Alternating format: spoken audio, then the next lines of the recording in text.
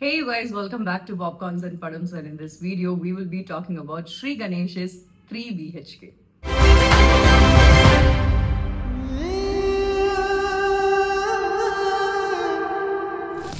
Recent டைம்ஸ்ல தமிழ் சினிமால இந்த ஃபீல் குட் மூவிஸ் உடைய நம்பர்ஸ் எல்லாம் குறைஞ்சிருச்சு. அந்த மாதிரி படம்லாம் வந்தா பார்க்கணும் அப்படின்ற ஒரு கிரேவிங் ஆடியன்ஸ் மத்தியில இருக்கிற மாதிரி நான் ஃபீல் பண்ணேன். அண்ட் அதுல டூரிஸ்ட் ஃபேமிலிக்கு அப்புறமா கிட்டத்தட்ட அதே மாதிரி ஒரு ஃபீல்ல வந்திருக்கிற 3 BHK படத்தோடைய கதை பத்தி ஃபர்ஸ்ட் பேசலாம்.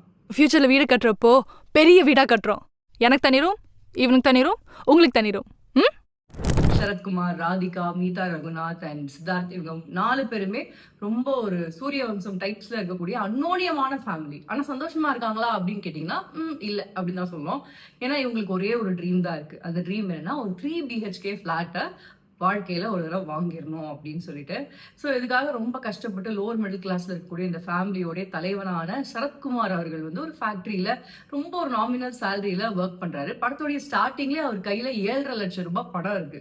ஸோ அந்த பணத்தை வச்சு இவங்க வந்து ஒரு கோல் செட் பண்றாங்க. நம்ம எப்படியாச்சும் இந்த வீட்டை வந்து அச்சீவ் பண்ணிடணும், ஒரு வீட்டை வாங்கிடணும், அதுக்காக பணம் சேர்க்கணும் அப்படின்னு சொல்லிட்டு இந்த பணத்தை ஒவ்வொரு வாட்டி சேர்க்கும் போதும் அந்த கோலை அச்சீவ் பண்ணும் போதும் அவங்களுக்கு ஏற்பட்ட தடங்கள், அப்புறம் வந்து என்ன மாதிரியான சேலஞ்சஸ் இவங்களுக்கு வருது, இதெல்லாம் வச்சு இந்த படத்தோட ஸ்கிரீன் பிளே இருக்கும். ஒரு 7.5 லட்சம் ரூபாய் சேர்த்து வச்சிருக்கேன். சார் 7.5 காமெடி பண்றீங்க. ஆனா இந்த படம் வந்து ஓவராலா வந்து ஒரு ஃபீல் குடா இருந்துச்சா அப்படின்னு கேட்டீங்கன்னா அந்த ஒரு விஷயத்துக்கு நான் அப்புறமா வரேன். பட் ஃபர்ஸ்ட் படத்துல வந்து எனக்கு பிடிச்ச ஒரு சில நல்ல விஷயங்களை பத்தி ஷேர் பண்றேன். சித்தார்த்தோடைய கேரக்டர் என்னன்னா ஃபேமிலிக்காக ஒரு சில விஷயங்களை பண்ணியே ஆகணும் அப்படின்றத தலைமையில எடுத்துக்கிறாரு. ஆனா அது பண்ற எந்த விஷயமே தனக்கு பொருந்தல, தனக்கு வரல, பிடிக்கல அப்படின்ற அந்த ஸ்ட்ரகிளோடவே படத்துல வந்து கேரி ஆன் ஆகுது. எனக்கு இந்த படிப்பு மாதிரி வர மாட்டேங்குது. அண்ட் லாஸ்ட்ல எப்படி அவரு துணிஞ்சு எடுக்கிற ஒரு டெசிஷன் அவங்க அப்பா மாதிரியே அந்த இடத்த அடுத்து அவர் எடுத்துக்கிறாரு. குடும்ப தலைவனா அவர் மாறுறாரு, டெசிஷன்ஸ் எடுக்கிறாரு. அது எப்படி குடும்பத்துக்கு ஃபைனலி அவரால் அந்த 3 BHK ஃபிளாட் வந்து வாங்கி தர முடிஞ்சது.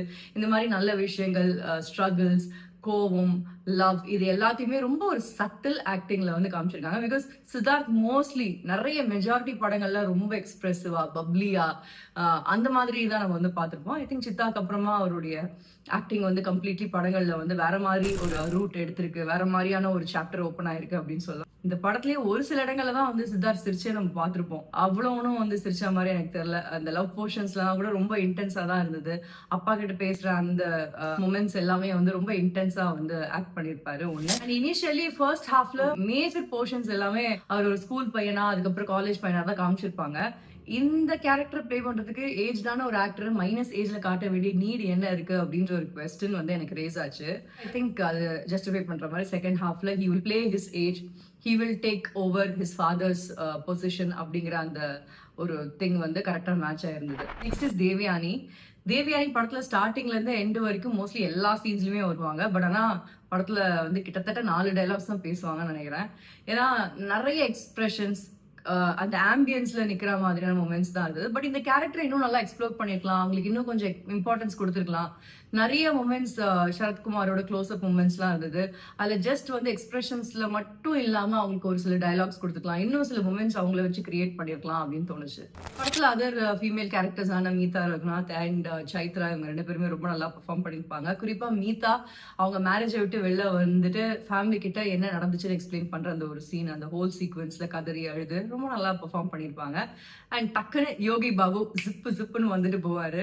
படம் இப்படியே போயிட்டு இருக்கும்போது ஏத்தி இறங்குற மாதிரியான ஒரு சில மூமெண்ட்ஸ், கொஞ்சம் ஃபன் மூமெண்ட்ஸ்லாம் அங்கங்க தெளிச்சு விட்டு போயிருப்பாரு. அப்படியே சூரியவம்ச படம் பார்த்த மாதிரியே இருக்குப்பா. அண்ட் ரெண்டாவது படத்தோடைய ரொம்ப ஒரு பெரிய பிளஸ்ஸா நான் பாக்குறது அம்ரித் அமர்நாத்தோடைய music was so good. In fact அந்த ஸ்கிரீன் பிளே வந்து நிறைய இடத்துல நமக்கு போர் அடிக்காம இருந்திருக்கு. மியூசிக் கொடுத்த ஒரு பெரிய புஷ் தான் காரணம் அப்படின்னு நான் ஃபீல் பண்ணேன். நிறைய மாண்டாஜ் சாங்ஸா இருந்தது. ஒவ்வொரு மூமெண்ட் அந்த ஃபேமிலி வந்து அந்த வீடு வாங்குறேன்னு சொல்லிட்டு போய் அது ஃபிளாப் ஆகி அடுத்து அவங்க போற ஒவ்வொரு ஸ்டேஜுக்குமே ஒரு மாண்டாஜ் சாங் இருந்தது. அண்ட் ஒவ்வொரு மொமெண்ட்டையுமே ஹைலைட் பண்ற மாதிரியான பேக்ரவுண்ட் ஸ்கோர் வந்து ரொம்ப நல்லா புஷ்ஷிங்கா இருந்தது.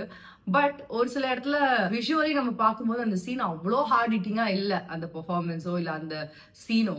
But music was so good that இந்த இடத்துக்கு இது கொஞ்சம் ரொம்ப ஜாஸ்தியா இருக்கு, நம்மளுக்கு அப்படி ஃபீல் பண்ணலையே அப்படின்ற நிறைய மூமெண்ட்ஸ் இருந்தது.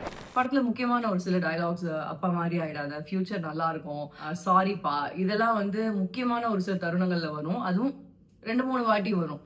அப்பெல்லாம் அந்த ஃபேமிலியோட வேல்யூ என்ன, அந்த ஃபேமிலியில இருக்கிறவங்களுடைய மனப்பான்மை எப்படி இருக்கு, எவ்வளவு அன்னோனியமா இருக்காங்க அப்படின்ற அந்த சென்டிமெண்ட் நம்மளுக்கு வந்து கொடுக்குற மாதிரியான டயலாக்ஸ் இருந்தது. And it worked out.